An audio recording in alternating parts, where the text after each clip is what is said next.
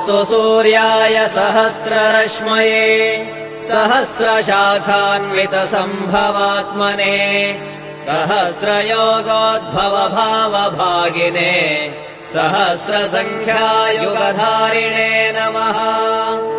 यन्मण्डलम् दीप्तिकरम् विशालम् रत्नप्रभम् तीव्रमनादिरूपम् दारिद्र्यदुःखक्षयकारणम् च पुनातु माम् तत्सवितुर्वरेण्यम्।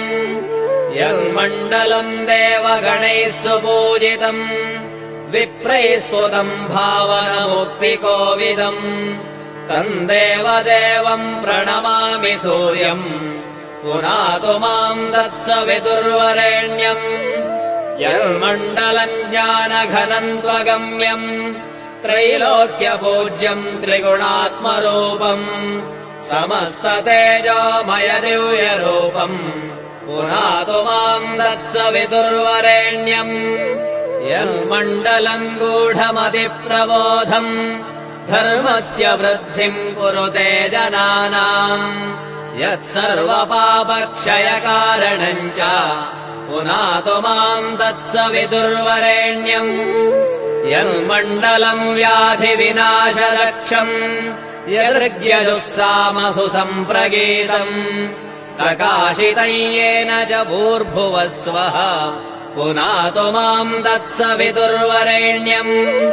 यन्मण्डलम् वेदविदो वदन्ति गायन्ति यच्चारणसिद्धसङ्घाः यद्योगिनो योगजुषाम् च सङ्घाः पुनातु माम् तत्सवितुर्वरेण्यम्।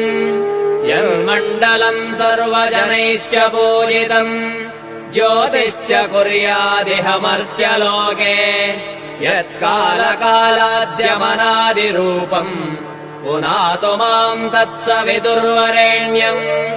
यन्मण्डलम् विष्णुचतुर्मुखाख्यम् यदक्षरम् पापहरम् जनानाम् यत्कालकल्पक्षयकारणम् च पुनातु माम् तत्सवितुर्वरेण्यम्।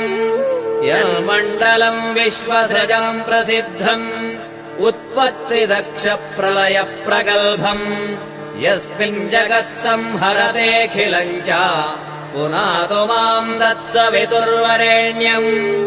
यन्मण्डलम् सर्वगतस्य विष्णोः आत्मा परम् धाम विशुद्धतत्त्वम् सूक्ष्मान्तरैर्योगपथानुगम्यम् पुनातु माम् तत्सवितुर्वरेण्यम्।